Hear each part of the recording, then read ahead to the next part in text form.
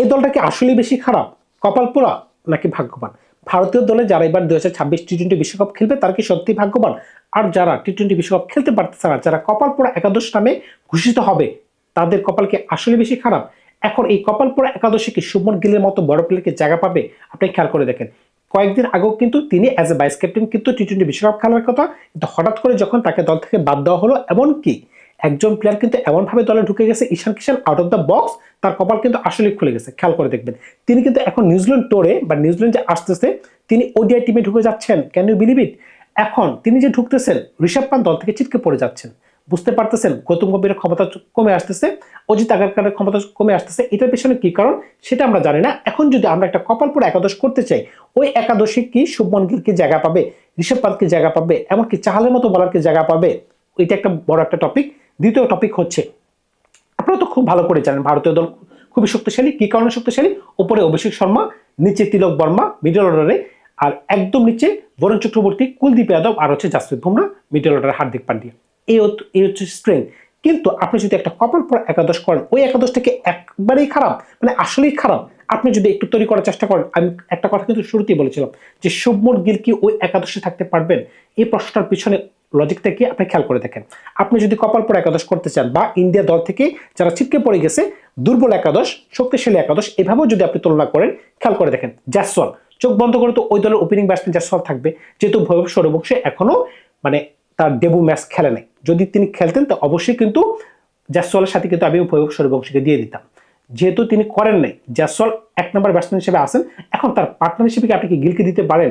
গিলের সাথে যদি আপনি ঋতুরাজ গায়কোয়াড়ের তুলনা করেন, অ্যাজ এ টি-20 ব্যাটসম্যান আপনি কোন ব্যাটসম্যানটাকে আগায় রাখবেন?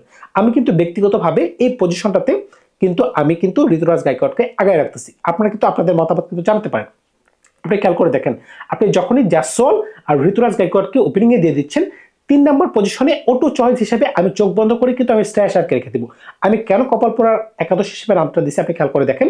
শ্রেয়াসারের মতো প্লেয়ার আমরা গত বছর আইপিএল তাকে যে ধরনের ফর্মে দেখেছিলাম, এমনকি তিনি যেভাবে লিড করছেন, এমনকি তিনি যেভাবে পাঞ্জাব টিমটাকে ফাইনাল খেলাইছেন। আনফরচুনেটলি গত বছর পাঞ্জাব ফাইনালে হেরে গেছিল, এর আগের বছর তিনি কলকাতার হয়ে কাপ জিতছেন। সুতরাং বুঝতেই পারতেছেন, এমনকি চ্যাম্পিয়ন্স ট্রফিতে এত ভালো খেলার পরে এই প্লেয়ারটা কেন ভারতীয় জাতীয় দল ঢুকতে পারতেছে না? এটা তো ভাগ্যের খেলা ভাই, এছাড়া কোনো কথাই নেই। এখন 4 নম্বর পজিশনে আমি কিন্তু দলের ক্যাপ্টেন হিসেবেও কিন্তু শ্রেয়াসারকে রাখতে চাই। এখন 4 নম্বর পজিশনে আপনি কি গিলকি নেবেন? 4 নম্বর পজিশনে কি গিলকি ভালো খেলতে পারবে? এখন এটা নিয়ে কিন্তু একটা বিরাট প্রশ্ন কিন্তু উৎপন্ন হচ্ছে। গিলকে যেহেতু আপনি উপরে দিতে পারতেছেন না, কারণ কি আপনার কাছে মনে হচ্ছে বা আমার কাছে মনে হচ্ছে ঋতুরাজ গায়কোয়াড় ভালো, এর থেকে ভালো। নিঃসন্দেহে গিয়ে ভালো ব্যাটসম্যান, কোন ফরম্যাটে? টেস্টে ভালো ব্যাটসম্যান, ওডিআইতে ভালো ব্যাটসম্যান।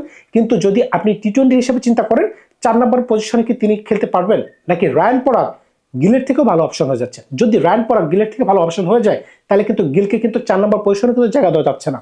যদি এরকম অবস্থা হয়, 5 নম্বর পজিশনে কিন্তু আপনি কিপার ব্যাটসম্যান হিসেবে নিতে পারেন, কিংবা ফ্লারিশিং এন্ড করতে পারে এমনকি সলিড ব্যাটসম্যান ইন্ডিয়ার ওডিআই দলের রেগুলার মেম্বার, আমি কিন্তু কেএল রাহুলের কথা বলতেছি। তিনি আবার কিন্তু টেস্টে ওপেনিং করতে পারতেছেন। দেখেন এই প্লেয়ারটা যদি 5 নম্বর পজিশনে চলে আসে, উপর থেকে যদি টপ টপ করে 2-3টা উইকেট পড়েও যায়, এই প্লেয়ারটা কিন্তু আপনাকে মিডল অর্ডারে একটা স্থায়িত্ব এনে দিবে। আপনি খেয়াল করে দেখেন, 1 2 3 4 5 সলিড ব্যাটসম্যান। এখন 6 নম্বর পজিশন, 6 নম্বরে আপনি যদি জেনুইন কিপার নিতে চান, এখন কি আপনি ঋষভ পান্তের সাথে যেতে পারেন নাকি জিতেশ শর্মার সাথে যেতে চান? খেয়াল করে দেখেন, যে জিতেশ শর্মা দলে ঢুকেই গেছিল অলমোস্ট, যদি কোনো কারণে শুভমন গিল ভারতীয় টি-20 দলের সদস্য থাকতে পারতেন, তাইলে কিন্তু সেই সাথে কিন্তু জিতেশ শর্মাও অন্তর্ভুক্ত থাকতেন। কারণ কি, যেহেতু তিনি উপরে ব্যাটিং করতেন, নিচে একজন কিপার কিন্তু 100% প্রয়োজন ছিল।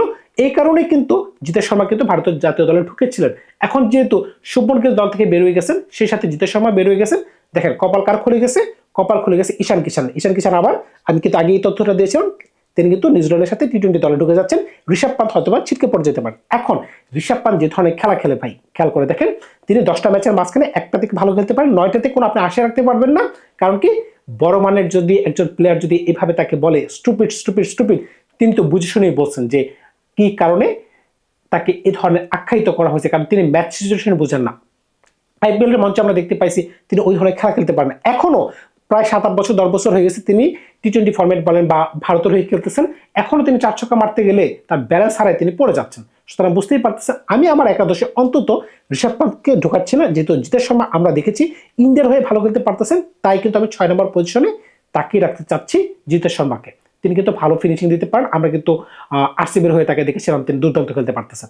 এখন 6 নাম্বার যদি হয়ে যায়, আপনি 7 নাম্বার পজিশনে যদি নীতিশ কুমার রেড্ডি দেখেন, নীতিশ কুমার রেড্ডি কিন্তু আপনাকে 2 থেকে 3 ওভার বোলিং করার ক্যাপাবিলিটি রাখতে পারে। নীতিশ কুমার রেড্ডি কিন্তু ভারতের দ্বিতীয় চয়েস হয়ে যাবে 2027 বিশ্বকাপের জন্য, কারণ কি যেখানে সাউথ আফ্রিকার মাটিতে খেলা হবে ওইখানে কিন্তু ভারত মনে প্রাণে চাইবে যেন হার্দিক পান্ডিয়ার সাথে নীতিশ কুমার রেড্ডি থাকতে পারে, যেখানে মনে করেন যেন তারা দুজনে মিলে ঝিলে যেন 10-12 ওভার বোলিং তারা ভারতকে করে দিতে পারে।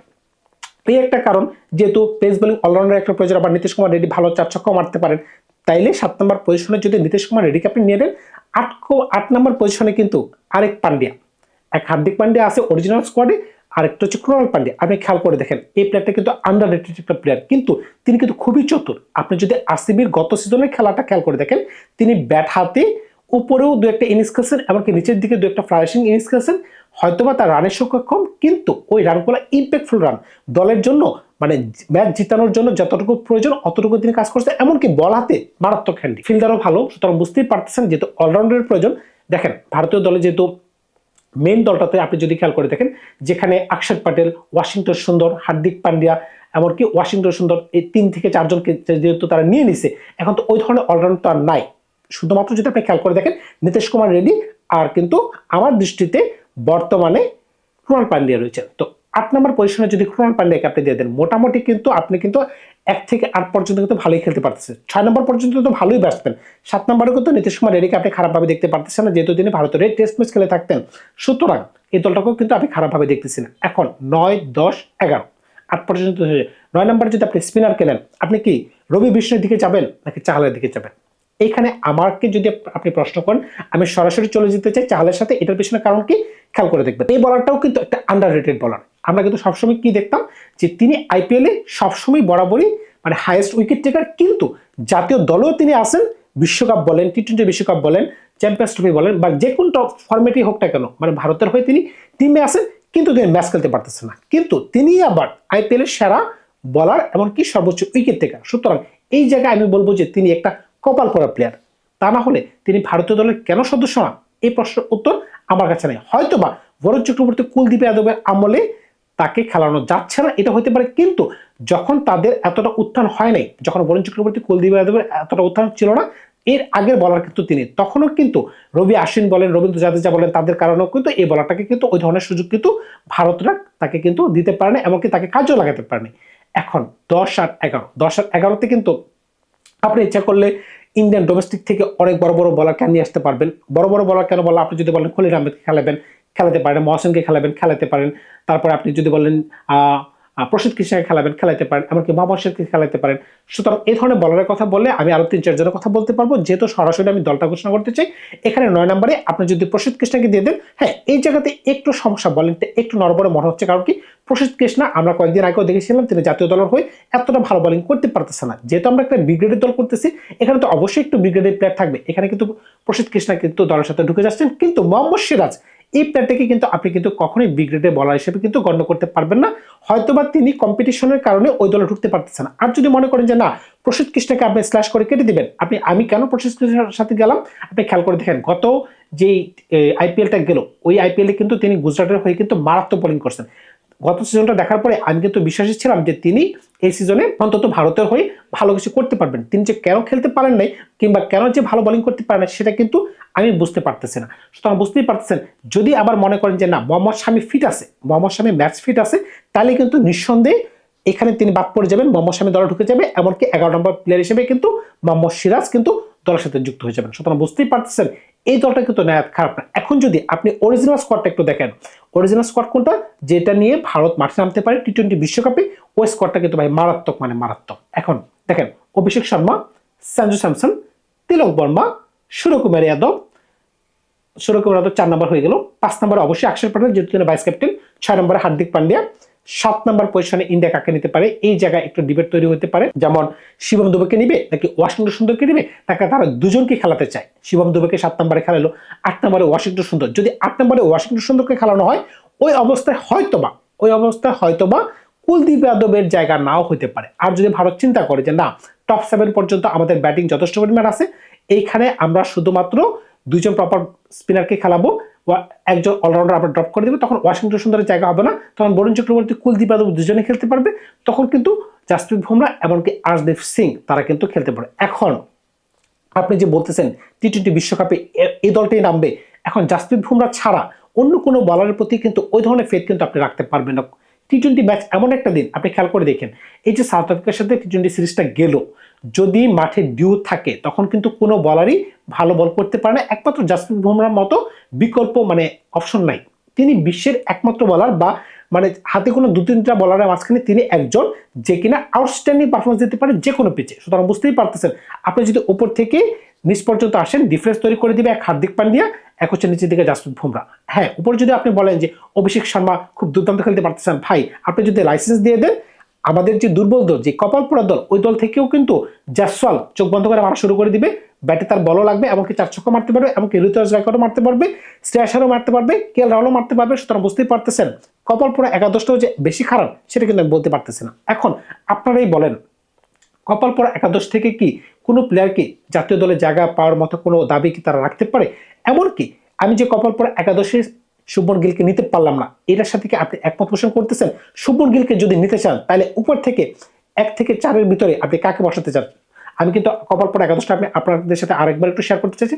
জয়সওয়াল, ঋতুরাজ গায়কোয়াড়, শ্রেয়াস আয়ার ক্যাপ্টেন, রায়ান পারাগ 4 নম্বরে। এখন রায়ান পারাগ কিন্তু ডাস্টারস্টিভ ব্যাটসম্যান, এমনকি তিনি কিন্তু বলাতেও কিন্তু 1-2 বার এনে নিতে পারবেন। এই যে একটা অপরচুনিটি, যেহেতু অলরাউন্ডারের পরিমাণ একটু কম ভারতীয় জাতীয় দলের তুলনায়, এই কারণে কিন্তু রায়ান পারাগের সাথে কিন্তু আমি গিয়েছি।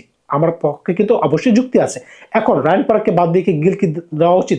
গিল কি 4 নম্বর পজিশন ভালো খেলতে পারবে?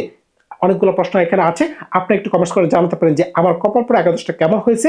এমনকি তাদের দুই দলের মাঝখানে যদি খেলা হয়, ইন্ডিয়া শক্তিশালী, ইন্ডিয়া একটু দুর্বল, তাইলে 5 ম্যাচের যদি একটা সিরিজ হয়, 5 ম্যাচের সিরিজে এই দুই দলের মাঝখানে কি আসলে কি ফাইট দেওয়া কি সম্ভব? আর যদি খেলা হয়েই যায়, মনে করেন কাল্পনিকভাবেও যদি হয়, তাইলে কপাল পোড়া একাদশ কি একটা ম্যাচও কি ভারতীয় জাতীয় দলের সাথে কি জয় পেতে পারে? আপনারা কিন্তু এটা কমেন্টস করে জানাতে পারেন। তবে আমার কাছে কিন্তু কপাল পোড়া একাদশটা এতটা খারাপ লাগে না, তবে ব্যক্তিগতভাবে কিন্তু কয়েকজন প্লেয়ার জন্য খারাপ লাগে, যেমন শুভমন গিল, শ্রেয়াস আয়ার, তারপরে কেএল রাহুল। কেএল রাহুলের ক্লাস নিয়ে কিন্তু আমার কোনো প্রশ্নই নেই, কিন্তু তিনি যে কি কারণে ভালো খেলতে পারে না টি-20তে, সেই প্রশ্নের উত্তর আমার কাছে নাই। নিচের দিক উপরের দিকে জয়সওয়াল রয়েছেন, নিচে চাহাল রয়েছেন, এমনকি মোহাম্মদ সিরাজ কিন্তু জানপ্রাণ দিয়ে বলিং করেন ভাই, তিনি যখনই খেলেন সর্বশ্রেষ্ঠ দেখলেন, কিন্তু কি কারণে যদি জায়গা পান না সেই প্রশ্ন তো আমার কাছে নাই। ধন্যবাদ সবাইকে, ভালো থাকবেন আপনারা। নতুন কোনো গল্প নিয়ে খুব শীঘ্রই হাজির হবো আপনাদের সাথে।